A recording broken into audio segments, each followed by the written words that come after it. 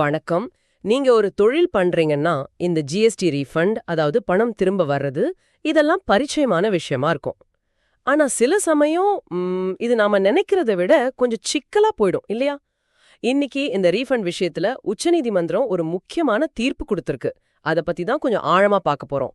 இது உங்களுக்கும் நேரடியா யூஸ்ஃபுல்லா இருக்கலாம். இந்த கேஸ் பேர் ஸ்பெஷல் கமிஷனர் மண்டலம் 11 மற்றும் மற்றவர்கள் VS Hyphen technologies private limited. August 29, 2025ல சுப்ரீம் கோர்ட் கொடுத்த இந்த தீர்ப்பு ஜிஎஸ்டி ரீஃபண்ட்ல ஒரு பெரிய கிளாரிட்டி கொடுத்திருக்குன்னு சொல்றாங்க. நம்ம கிட்ட இந்த கோர்ட் ஆர்டரோட ஒரு லீகல் அனாலிசிஸ் இருக்கு. அதை வச்சுதான் நம்ம இன்னைக்கு பேச போறோம். சரி, முக்கியமா நாம என்ன பார்க்க போறோம்னா, ரீஃபண்ட் கேட்கும்போது குறிப்பா இந்த உள்ளீட்டு வரிக்கடன், அதாவது இன்புட் டாக்ஸ் கிரெடிட் ஐடிசி விஷயத்துல அதிகாரிகள் எந்த அளவுக்கு உள்ளே வரலாம், அவங்க அதிகாரம் என்ன, இந்த கோர்ட் ஜட்ஜ்மெண்ட் எப்படி உங்களுக்கு, அதாவது பிசினஸ் பண்றவங்களுக்கு ஒரு தெளிவை கொடுக்குதுன்னு புரிஞ்சுக்கிறது தான் நம்ம நோக்கம். பார்க்கலாமா? கண்டிப்பா. இது ஜிஎஸ்டி சட்டத்துல ஒரு அடிப்படை விஷயம். அதாவது மதிப்பீடு செய்யற அதிகாரம், அசஸ்மெண்ட் பண்ற பவர் யாருக்கு, எப்படி, ரீஃபண்ட் கொடுக்கற பவர் யாருக்கு, எப்படி, இது ரெண்டையும் எப்படி பிரிச்சு பார்க்கணும்னு இந்த தீர்ப்பு தெளிவா சொல்லுது. இது நிறைய குழப்பங்களை தீர்க்கும்னு நம்பலாம். புரியுது. அப்ப முதல்ல இந்த ஹைஃபோன் டெக்னாலஜிஸ் கேஸ்ல என்னதான் ஆச்சு? கதை எங்க ஸ்டார்ட் ஆச்சு? சரி, இந்த ஹைஃபோன் டெக்னாலஜிஸ் கம்பெனி அவங்க பயன்படுத்தாம வச்சிருந்த ஐடிசிக்காக, அன்யூட்டிலைஸ்டு ஐடிசிக்காக ஜிஎஸ்டி ரீஃபண்ட் கேட்டிருக்காங்க. இது ஆக்சுவலா நிறைய பேர் பண்றது தான். எக்ஸ்போர்ட் பண்றவங்க இல்ல இன்வெர்டட் டியூட்டி ஸ்ட்ரக்சர் இருக்கிறவங்க, இவங்களுக்கு ஐடிசி சேர்ந்துடும், அதை ரீஃபண்டா சேர்க்கலாம். அது நார்மல். ஓ, ரீஃபண்ட் கேட்டிருக்காங்க. அப்புறம் பிரச்சனை எங்க ஆரம்பிச்சது? இங்கதான் விஷயமே. ஜிஎஸ்டி ஆபீசர்ஸ் அந்த ரீஃபண்ட் அப்ளிகேஷனை பார்க்கும்போது கேட்டிருக்கிற அமௌண்ட் சரியா, கணக்கு வழக்கு ஓகேவான்னு மட்டும் பார்க்காம இன்னொரு ஸ்டெப் அதிகமா போயிட்டாங்க. ஒரு ஸ்டெப் அதிகமாவா? என்ன பண்ணாங்க? அவங்க என்ன பண்ணாங்கன்னா, ஹைப்போன் கம்பெனிக்கு அந்த ஐடிசி வாங்குறதுக்கே தகுதி இருக்கான்னு விசாரிக்க ஆரம்பிச்சிட்டாங்க. அதாவது ரீஃபண்ட் அமௌண்ட் கரெக்டு தான், ஆனா இந்த ஐடிசியே உங்களுக்கு வந்திருக்க கூடாதே அப்படின்ற மாதிரி ஒரு கேள்வியை அந்த ரீஃபண்ட் ப்ராசஸ் பண்ணும்போதே எழுப்பிட்டாங்க. அட, ரீஃபண்ட் தொகையை பார்க்காம அந்த கிரெடிட்டோட அடிப்படை தகுதியே கேள்வி கேட்டாங்களா? ஆமா, அதுதான் ஹைலைட். ரீஃபண்ட் எவ்வளோன்னு பார்க்கறத விட்டுட்டு அந்த ஐடிசி வாங்க அவங்களுக்கு உரிமை இருக்கான்னே பார்க்க ஆரம்பிச்சிட்டாங்க. அப்போ ஹைப்போன் சும்மா இருந்தாங்களா? என்ன செஞ்சாங்க? இல்ல, அவங்க உடனே கோர்ட்டுக்கு போயிட்டாங்க. அவங்க பாயிண்ட் ரொம்ப சிம்பிள். ரீஃபண்ட் கொடுக்கிற ப்ரொசீஜர் நடக்கும்போது எங்க ஐடிசி எலிஜிபிலிட்டியை பத்தி நீங்க கேள்வி கேட்க முடியாது. அதுக்குன்னு தனியா அசஸ்மெண்ட் ப்ரொசீஜர்ஸ் இருக்கு, அதை நீங்க ஃபாலோ பண்ணுங்க. ஆனா ரீஃபண்ட் ப்ராசஸ் ஒரு காரணமா வச்சு எங்க எலிஜிபிலிட்டியை ஆராய உங்களுக்கு பவர் இல்ல அப்படின்னு ஆர்கியூ பண்ணாங்க. இது கேட்கவே ஒரு முக்கியமான பாயிண்டா தெரியுதே. அப்போ கோர்ட் முன்னாடி நின்ன முக்கியமான சட்ட கேள்வி என்னவா இருந்தது? கரெக்ட். கோர்ட் முன்னாடி இந்த லீகல் இஷ்யூ இதுதான். ஒருத்தர் ரீஃபண்ட் அப்ளிகேஷன் போடும்போது அந்த டைம்ல ஜிஎஸ்டி ஆஃபீஸர்ஸ் அவங்க கேட்டிருக்கிற ஐடிசியோட தகுதியை, எலிஜிபிலிட்டியை விசாரிக்கலாமா, அதை பத்தி ஒரு முடிவுக்கு வர முடியுமா, அதாவது அஜூடிகேட் பண்ண முடியுமா, இல்ல அப்ளிகேஷன் சரியா, கணக்கு சரியான பார்த்துட்டு ரீஃபண்ட் கொடுக்கறதோட அவங்க வேலை முடிஞ்சிடுமா? இதுதான் மெயின் கேள்வி. ரீஃபண்ட் ஆஃபீஸரோட அதிகார வரம்பு, ஜூரிஸ்டிக்ஷன் எவ்வளோ தூரம்? இதுதான் $1 மில்லியன் கேள்வின்னு சொல்வாங்களே, அது மாதிரி இருக்கு. சரி, சுப்ரீம் கோர்ட் என்ன சொன்னாங்க? தீர்ப்பு யாருக்கு சாதகமா வந்தது? சுப்ரீம் கோர்ட் ரொம்ப தெளிவா ஹைப்பான் டெக்னாலஜிஸ் கம்பெனிக்கு சாதகமா தீர்ப்பு சொல்லிருச்சு. அதாவது ஜிஎஸ்டி அதிகாரிகளுக்கு எதிரா. ஓ, அப்படியா? அப்போ கோர்ட் என்னென்ன முக்கிய விஷயங்களை சொல்லிச்சு, என்ன காரணங்கள் சொன்னாங்க? அல்லது அதை மறுபரிசீலனை செய்யவோ முடியாது. இது ரொம்ப டைரக்ட் ஸ்டேட்மெண்ட். சரி, ரெண்டாவது பாயிண்ட். ரெண்டாவது, ஐடிசியோட தகுதி, எலிஜிபிலிட்டி, இதை எப்ப முடிவு பண்ணணும்னா அதுக்குன்னு தனியா அசஸ்மெண்ட் ப்ரொசீஜர்ஸ் இருக்குல்ல, அந்த முறையான மதிப்பீட்டு நடவடிக்கைகளின் போதோ இல்ல அது சம்பந்தப்பட்ட தனி நடவடிக்கைகள் மூலமாவோ தான் செய்யணும். ரீஃபண்ட் அப்ளிகேஷனை ப்ராசஸ் பண்ணும்போது இல்லைன்னு கட் அண்ட் ரைட்டா சொல்லிட்டாங்க. எதுக்கு எந்த இடம்னு இருக்குல்ல, அந்த மாதிரி. மூணாவது பாயிண்ட் இன்னும் முக்கியமா இருக்குமே. ஆமா, மூணாவதா என்ன சொன்னாங்கன்னா, ஒருவேளை ஆஃபீஸர்ஸ் முறையான அசஸ்மெண்ட் ப்ராசஸை ஃபாலோ பண்ணாம ஒருத்தரோட ஐடிசி தகுதியை காரணம் காட்டி ரீஃபண்டை மறுத்தாங்கன்னா அது செல்லாது, அது அதிகார வரம்பற்ற செயல், அதை வித்தவுட் ஜூரிஸ்டிக்ஷன் அப்படின்னு கோர்ட் ரொம்ப உறுதியா சொல்லிடுச்சு. இது ஆஃபீஸர்ஸோட பவருக்கு ஒரு கிளியர் பவுண்டரி போடுது. அப்படியா? இந்த தீர்ப்பு உண்மையிலே ஒரு பெரிய இம்பாக்ட் உருவாக்கும் போல இருக்கே. இது ஏன் இவ்ளோ முக்கியம்? இதுல இருந்து நம்ம கத்துக்க வேண்டிய பாடங்கள் என்னென்ன? பலவிதத்துல முக்கியங்க. ஒரு 4 முக்கிய பாடங்கள் இதுல இருக்குன்னு சொல்லலாம். முதல் பாடம் ப்ரொசீஜரல் கிளாரிட்டி, அதாவது செயல்முறை தெளிவு. ரீஃபண்ட் ப்ரொசீஜர் நடக்கும்போது அது ஐடிசி தகுதியை ஆழமா விசாரிக்கிற இடம் இல்லைங்கிறத இதை தெளிவுபடுத்துது. அந்த டைம்ல ரீஃபண்ட் கேட்டிருக்கிற அமௌண்ட், குவாண்டம் சரியா இருக்கா, கணக்கு வழக்கு கரெக்ட்னஸ் சரியா இருக்கா, இதை மட்டும்தான் பார்க்கணும். ஐடிசி கேட்கறதுக்கான உங்க அடிப்படை உரிமையை, ஃபவுண்டேஷனல் ரைட்டையே அப்போ கேள்வி கேட்கக்கூடாது. இது இன்னும் சிம்பிளா சொல்லணும்னா, நீங்க பேங்க்ல பணம் எடுக்க போறீங்க, வித்ட்ராயல் ஸ்லிப் கொடுக்குறீங்கன்னு வச்சுக்கோங்க. அங்க கவுண்டர்ல இருக்கிறவர் என்ன பாப்பார்? கையெழுத்து ஓகேவா, அக்கௌண்ட் நம்பர் கரெக்டா, கேட்ட பணம் அக்கௌண்ட்ல இருக்கா, இவ்வளவுதான் பாப்பார். அதை விட்டுட்டு உங்களுக்கு இந்த அக்கௌண்ட் திறக்கவே தகுதி இருந்ததா, போன மாசம் நீங்க பணம் போட்டீங்களே அது எங்கிருந்து வந்தது அப்படின்லாம் அப்போ கேட்பாரா? மாட்டார் இல்லையா? ஆமா, கேட்க மாட்டாங்க. அதே மாதிரி தான் இதுவும். ரீஃபண்ட் ப்ராசஸ்ங்கிறது அந்த டிரான்சாக்ஷன் சம்பந்தப்பட்டது. ஐடிசி தகுதி ஆய்வுங்கிறது ஒரு தனி பெரிய ப்ராசஸ். இந்த உதாரணம் நல்லா புரிய வைக்குது. சூப்பர். சரி, அடுத்த பாடம்.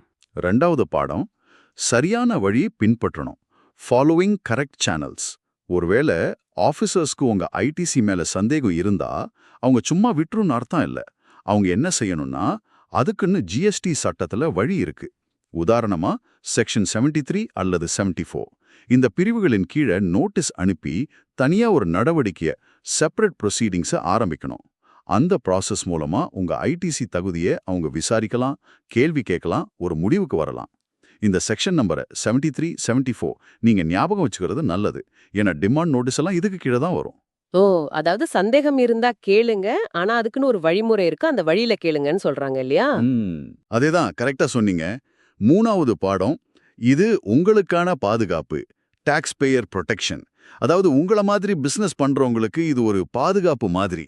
சில சமயம் ரொம்ப டீப்பா விசாரிக்கணும், இல்ல ஒரு பெரிய தீர்ப்பு சொல்ல வேண்டியிருக்குன்னு காரணம் சொல்லி டக்குன்னு உங்க ரீஃபண்டை நிறுத்தி வைக்கலாம், இல்ல மறுக்கலாம். இந்த தீர்ப்பு என்ன சொல்லுதுன்னா, முறையான அசஸ்மெண்ட் ப்ராசஸ் இல்லாம இப்படி சடனா ரீஃபண்டை மறுக்கிறதுல இருந்து இது உங்களை பாதுகாக்குது. இது செயல்முறை நேர்மையை, ப்ரொசீஜரல் ஃபயர்னஸை உறுதி செய்யுது. ஆமா, அது ரொம்ப முக்கியம். அதாவது ஒரு முடிவு எடுக்கிறதுக்கு முன்னாடி உங்களுக்கு உங்க தரப்பு சொல்ல ஒரு முறையான வாய்ப்பு கொடுக்கணுங்கிறத இது வலியுறுத்துது. நிச்சயமா, முறையான வாய்ப்பு இல்லாம முடிவெடுக்கிறது எப்படி சரியாகும்? 4வது பாடம் என்ன? 4வது அதிகார பிரிப்பு, செப்பரேஷன் ஆஃப் ஜூரிஸ்டிக்ஷன். இது ஜிஎஸ்டி சிஸ்டம்குள்ளேயே ரீஃபண்ட் கொடுக்கிற அதிகாரம் யாருக்கு, எது வரைக்கும், அசஸ்மெண்ட் பண்ற அதிகாரம் யாருக்கு, எது வரைக்கும் அப்படின்னு தெளிவா பிரிக்குது. சில சமயம் என்ன ஆகும்னா, ஏற்கனவே அசஸ்மெண்ட்ல பார்த்து ஓகே சொன்ன ஒரு ஐடிசி விஷயத்தையும், இல்ல இன்னும் அசஸ்மெண்ட்டுக்கே வராத ஒரு விஷயத்தையும் ரீஃபண்ட் ப்ராசஸை பயன்படுத்தி மறுபடியும் கேள்வி கேட்க ஆஃபீஸர்ஸ் ட்ரை பண்ணலாம், ஒரு பேக்டோர் மாதிரி. இந்த தீர்ப்பு அப்படி ரீஃபண்ட் ப்ரொசீஜரை தவறா பயன்படுத்துறத தடுக்குது. ஒவ்வொரு வேலைக்கும் அதோட எல்லைகள் இருக்குன்னு இது உறுதிப்படுத்துது. ரொம்ப கிளியரா இருக்கு. அப்போ நீங்க, அதாவது நம்ம நேயர் ஒரு ஜிஎஸ்டி ரீஃபண்ட் கேட்கும்போது இந்த தீர்ப்பு எப்படி நேரடியா உங்களுக்கு ஹெல்ப் பண்ணும்? சிம்பிளா சொன்னா, நீங்க ரீஃபண்ட் அப்ளை பண்ணும்போது ஆஃபீஸர் எதை மட்டும் செக் பண்ணுவார், எதை செக் பண்ண முடியாதுன்னு ஒரு தெளிவு கிடைக்குது. உங்க ரீஃபண்ட் ஃபார்ம், கணக்கு வழக்கு, டாக்குமெண்ட்ஸ் எல்லாம் சரியா இருக்கான்னு மட்டும்தான் அந்த ஸ்டேஜ்ல பார்ப்பாங்க. உங்க அடிப்படை ஐடிசி தகுதியையே அப்போ கேள்வி கேட்க முடியாதுங்கிறது உங்களுக்கு ஒரு பெரிய நம்பிக்கை கொடுக்கும் இல்லையா? ஆனா ஒரு சின்ன சந்தேகம், ஒருவேளை அந்த ரீஃபண்ட் கேக்குறதே பார்த்தாலே தெரியுது இது தப்பான ஐடிசி அடிப்படையில இருக்குன்னு ஆபீசருக்கு தோணுச்சுன்னா அப்ப கூட அவங்க ஒன்னும் பண்ண முடியாதா? இது பிராக்டிக்கலா எப்படி ஒர்க் ஆகும்? நல்ல கேள்வி கேட்டீங்க. இந்த தீர்ப்பு என்ன சொல்லுதுன்னா, ரீஃபண்ட் ப்ராசஸ்ல ஐடிசி எலிஜிபிலிட்டியை அட்ஜுடிகேட் பண்ண, அதாவது தீர்ப்பு சொல்ல முடியாதுன்னு தான். ஆனா ஒரு ரீஃபண்ட் கிளைமை பார்க்கும்போது இதுல ஏதோ பெரிய தப்பு இருக்கு, இது வெளிப்படையாவே சரியில்லாத மாதிரி தெரியுதேன்னு பிரைமா ஃபேசி எரர் ஆஃபீஸருக்கு தோணுச்சுன்னா அவங்க அந்த ரீஃபண்ட் ப்ராசஸை ஹோல்டு பண்ணிட்டு உடனே முறையான அசஸ்மெண்ட் ப்ரொசீடிங்ஸை, உதாரணமா செக்ஷன் 73, 74 படி ஸ்டார்ட் பண்ணலாம். அந்த அசஸ்மெண்ட் முடிஞ்ச பிறகுதான் ரீஃபண்ட் கிடைக்குமா கிடைக்காதான்னு முடிவெடுக்க முடியும். ஓ, அப்படியா? ஆமா, அதாவது ரீஃபண்ட் ப்ராசஸை ஒரு விசாரணை கோர்ட்டா மாத்தக்கூடாது. ஆனா சந்தேகம் வலுவா இருந்தா முறையான விசாரணைக்கு தாராளமா போகலாம். அந்த விசாரணை முடிஞ்சு நீங்க தகுதியானவர்னு நிரூபிச்சா ரீஃபண்ட் கிடைக்கும், இல்லனா கிடைக்காது. சிம்பிள். ஓ, புரியுது புரியுது. அதாவது ஷார்ட்கட்ல ஐடிசிய மறுக்க முடியாது, ஆனா சந்தேகம் நியாயமா இருந்தா முறையான ப்ரொசீஜரை ஸ்டார்ட் பண்ணிட்டு ரீஃபண்டை நிறுத்தி வைக்கலாம். அதேதான், உங்க அடிப்படை ஐடிசி தகுதியை கேள்வி கேட்கணும்னா அதுக்கு ஒரு தனி முறையான ப்ராசஸ் தேவைன்னு இந்த தீர்ப்பு ரொம்ப அழுத்தமா சொல்லுது. யோசிச்சு பாருங்க, ரீஃபண்ட் கேட்கும்போது டக்குன்னு உங்க ஐடிசியே செல்லாது போங்க அப்படின்னு சொன்னா எப்படி இருக்கும்? அதுக்கு பதில் சொல்லவோ விளக்கம் கொடுக்கவோ கூட உங்களுக்கு நேரம் கிடைக்காது. ஆனா முறையான அசஸ்மெண்ட் ப்ராசஸ்ல உங்களுக்கு நோட்டீஸ் வரும், நீங்க பதில் சொல்லலாம், விசாரணை நடக்கும். இப்படி ஒரு வாய்ப்பு உங்களுக்கு கிடைக்கணுங்கிறது தான் ப்ரொசீஜரல் ஃபேர்னஸ். அருவ. ஆக மொத்தத்துல இந்த சுப்ரீம் கோர்ட் ஜட்ஜ்மெண்ட் ஐடிசி தகுதியை செக் பண்ற வேலைய ரீஃபண்ட் ப்ராசஸ்ல இருந்து பிரிச்சு ஒரு தெளிவான லைன் வரைஞ்சிருக்கு. இது மூலமா சடன் ஷாக் இல்லாம ஒரு ஃபேர் ப்ரொசீஜரை உறுதிப்படுத்தி பிசினஸ் பண்றவங்களுக்கு ஒரு பெரிய ரிலீஃப் கொடுத்திருக்குன்னு சொல்லலாமா? நிச்சயமா, தாராளமா சொல்லலாம். இது ரீஃபண்ட் ப்ராசஸ்க்கு தெளிவான எல்லைகளை கொடுத்திருக்கு. ஆனா இதுல நம்ம யோசிக்க வேண்டிய இன்னொரு ஆங்கிள் இருக்கு, ஒரு இறுதி சிந்தனைக்கு. சொல்லுங்க, என்ன அது? இந்த தீர்ப்பு ரீஃபண்ட் ப்ராசஸோட பவரை குறைச்சாலும் டாக்ஸ் ஆபீசர்ஸ் அடுத்து என்ன பண்ணுவாங்க? அவங்க தங்களுடைய அசஸ்மெண்ட் ஸ்ட்ராட்டஜிஸை, அதாவது மதிப்பீடு பண்ற முறைகளை இந்த தீர்ப்புக்கு ஏத்த மாதிரி எப்படி மாத்தி அமைப்பாங்க? இது ஒரு கேள்வி இல்லையா? ஒருவேளை ரீஃபண்ட் ஸ்டேஜுக்கு வர்றதுக்கு முன்னாடியே ஐடிசி தகுதியை கேள்வி கேட்க இன்னும் டார்கெட்டடா இல்ல இன்னும் அடிக்கடி செக்ஷன் 73, 74 மாதிரி தனி நடவடிக்கைகளை நாம பார்க்க போறோமா? ரீஃபண்ட் ப்ராசஸ்ல செய்ய முடியாததை அசஸ்மெண்ட் ப்ராசஸ் மூலமா இன்னும் கொஞ்சம் முன்னாடியே செய்ய முயற்சி பண்ணுவாங்களா? இது நீங்க ஒரு பிசினஸ் ஓனரா தொடர்ந்து கவனிக்க வேண்டிய, யோசிக்க வேண்டிய ஒரு விஷயம். சட்டம் ஒரு கதவு மூடுனா ஆபீசர்ஸ் இன்னொரு வழியை யோசிப்பாங்க இல்லையா? அந்த மாதிரி இதுல என்ன நடக்க போகுதுன்னு நாம பார்க்கணும். இது உங்க பிசினஸ் பிளானிங்லயும் ஒரு முக்கியமான பாயிண்டா இருக்கலாம்.